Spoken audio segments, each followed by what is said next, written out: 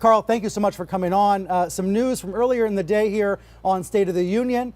We hear Jerry Nadler, who's of course going to be running a key House committee very, very soon, saying that what we're learning about Michael Cohen and President Trump and the hush money payments, that could, he believes, be an impeachable offense. What's your interpretation? It certainly looks like they are the kind of offenses that would call for impeachment hearings into the conduct of the President of the United States. There's something much more important than just impeachment going on, and that is the fact that Donald Trump, for the first time in his life, is cornered. As a businessman, he always could bully his way out of a corner. He always could buy his way out, cheat his way out.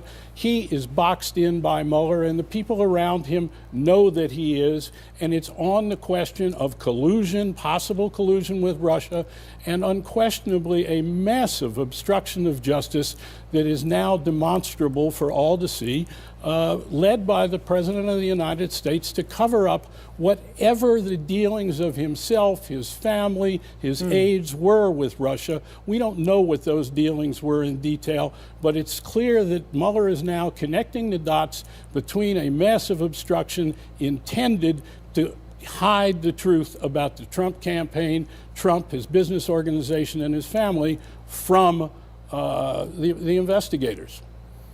From your sources, from the folks you talk to, how much longer do you expect this to go on for? Because I think there is a sort of exhaustion among many members of the public and even some members of the media about this ongoing scandal. Certainly there have been no leaks out of Mueller's shop, and we don't know how long it's going to go on, except that he keeps developing new information. And as we saw in the important filings with the court on Friday, this is crucial information that contradicts directly what President Donald Trump has been saying over the weekend, namely that somehow he's been exonerated by the special prosecutor. To the contrary, the opposite is the case. And also, I've been talking to people in Washington, and his aides, including his legal team, are well aware that at least one of the principal witnesses who has been interviewed by Mueller, a major figure in this investigation, came out of being interviewed by Mueller and said they know everything about Russia. Meaning all of the presidents, Donald Trump, his business dealings in Russia, as well as Russian figures trying to be in touch with the campaign. Does that mean there is a conspiracy or collusion? We don't know. But what we do know is that all of the lies, the most important lies told by Trump, told by his son, told by his campaign ads, told by Flynn, told by Manafort, and you can go on and on, they're all about Russia. Why is this if there's no collusion, if there's nothing there, if there's nothing to investigate? It's all about Russia.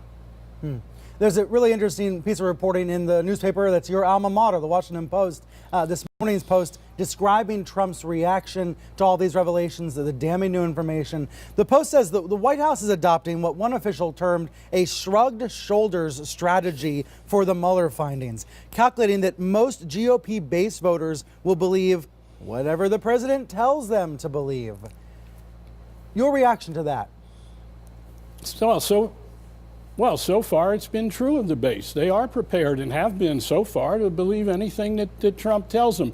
However, it doesn't mean that the base is all of the Republican Party if this conspiracy to obstruct justice is as huge as it looks. At some point, some kind of important Republicans are going to peel away from defending Trump, and then perhaps this house of cards will start to fall a bit, because nobody wants to be defending the indefensible. And it looks certainly on the obstruction and what that obstruction was about, that we may be heading toward the indefensible for even many of the president's backers. Not the most adamant of them, not all of that 40% out there, but in Congress, there are two things happening in Congress. One is what you're hearing in public from the congressmen who are Republicans, and two, what they're saying in private to each other, and they are shaken in private, many of them, and they are very worried about where this is going to go, and they're also very worried about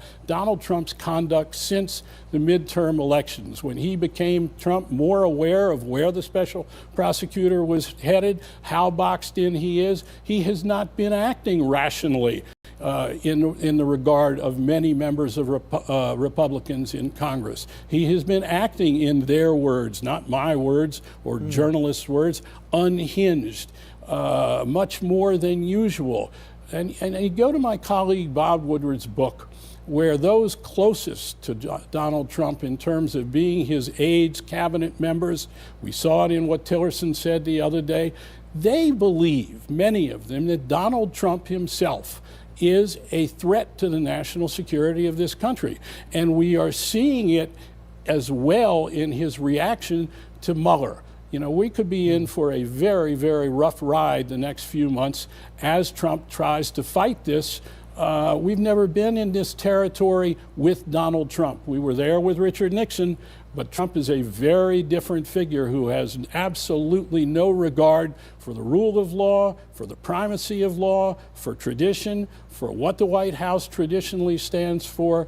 And this could be an event that makes the world tremble. We just don't know. What we do know is that Mueller is well on his way to connecting the dots in a way that is very grievously affecting the President of the United States and his presidency. After you and Woodward exposed Watergate, you said Nixon was a criminal president and it was a criminal presidency. Is the Trump presidency a criminal presidency? I don't think we know completely yet. I think it's very obvious that there has been a criminal conspiracy led by the President of the United States to obstruct justice. It's hard to see otherwise in the filings that have been made public thus far. But on top of that, we also know that there is criminal behavior by Donald Trump in the Southern District of New York case in terms of ordering the payment of, or approving the payment of hush money to Stormy Daniels and another woman that Michael Cohen testified about.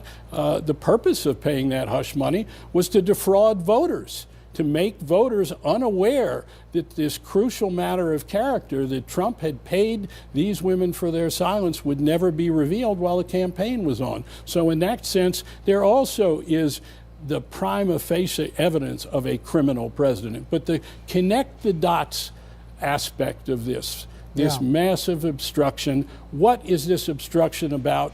It is about Russia and all things Russian, and that is what Mueller has been charged with. And the individual who the White House is aware of, who came back saying they know everything about Russia, this is about Russia in terms of what Mueller was charged with investigating.